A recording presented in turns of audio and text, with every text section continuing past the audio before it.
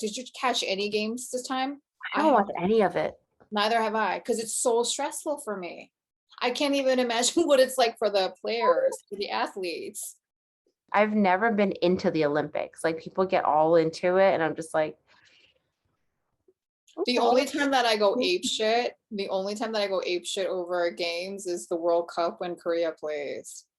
I literally like I become like a basket case. I start crying and heaving and getting angry and get upset, and I call my dad, and my dad is equally upset with me. So we're both we're no bueno. I tried so hard, but I can't get into it. Even soccer, like I'm like, hey, no, I'm gonna go back to bed. All out. And like must have extended that radius. Like hair?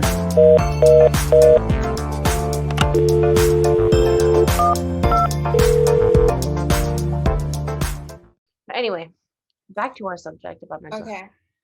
Sorry. So yeah, Simone Biles, I think her story is being splashed everywhere right now. I think it's incredible that she's using her platform to discuss mental health. There are other people that I'm not gonna lie that I've seen where they're totally like upset by the fact that she's pulling from the Olympics, that she decided to pull from the Olympics. They're so like shocked, they're mad because they're like she's given this position, and there's so many people out there that wants to compete. Disappointed. Yeah, and they're really upset about it. But also on the flip side, it's like enough is enough. Sometimes people are just so sick of the pressure, and they feel exploited. Being able to recognize that you're coming to your breaking point and being able to take a step back is like that's so monumental, because it's that pivotal moment when you can take a step back that can make you or break you. I think what she did is incredible. She's opening up the discussion, like how it's doing what it's doing for us. Like we can talk about it. When I stopped working as a designer at Forever 21, it was really, really hard for me. It was a difficult decision for myself. I enjoyed my job. I enjoyed the people that I worked with. It was such an incredible experience, but I knew from the bottom of my heart, it was very difficult for me to do two things at once and do it well. And so I made that decision. You also suffered like postpartum depression. Yes.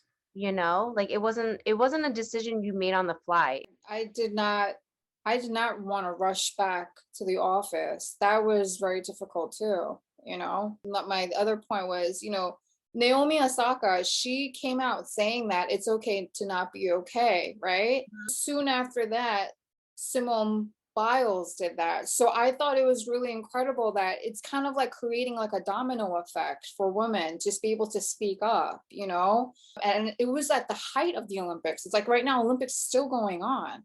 Also, I think it gave like Suni Lee. Yes. Suni Lee, who like gold medalist, like Asian American representing the first Hmong like woman to be out there and getting a gold medal. Like I also think it afforded her an opportunity to do that and be in the spotlight. You know what I mean? Yes. As a woman of color, as a woman who's Asian, like we don't get a lot of that. Actually, I want to take that back. I feel like Asian women do represent in the Olympics a lot, but we don't get the credit for it. Right?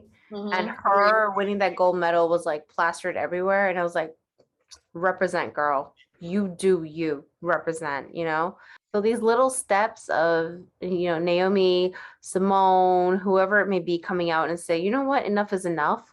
Yeah. I need to take a step back and get my stuff together, my head together, my body together for me to come back and do my best. I think it speaks volumes. Yeah. And it makes a really big impression on everyone watching, because it's like, oh shit, if she can do it, I can do it too. We don't talk about it. People don't talk about it, but it's important. It's very important. Now that you brought up a really good point, so I just want to talk about this, and then we'll move on to the next thing. And like, why do the glasses come on? Because this is the after the hours conversation. So I really enjoy getting back on to do this recording. It's Me so too. It much was fun. weird. Like that first week that we had off, Yeah, I was like, I'm supposed to be doing something and I'm not. Like I I should be know. recording. What's happening? Girl, I watched The Queen's Gambit. Oh, that's so good. I know. I didn't like the ending, but I thought it was pretty I didn't see the dope. ending yet.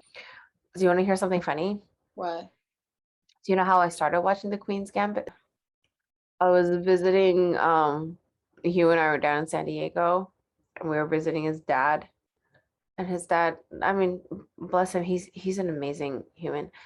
But he does have like some cognitive decline, like he's Mm. like borderline dementia. We ended up watching how Stella gets her groove back with him. We would like look at each other and we're like, I don't think he knows what's going on. Does he know what's going on? It was really cute because he's just like, oh, this one again? Didn't bother him. But then we started watching The Queen's Gambit with him and he was like super into it. And that's how I ended up watching it. And I was like, this is really good.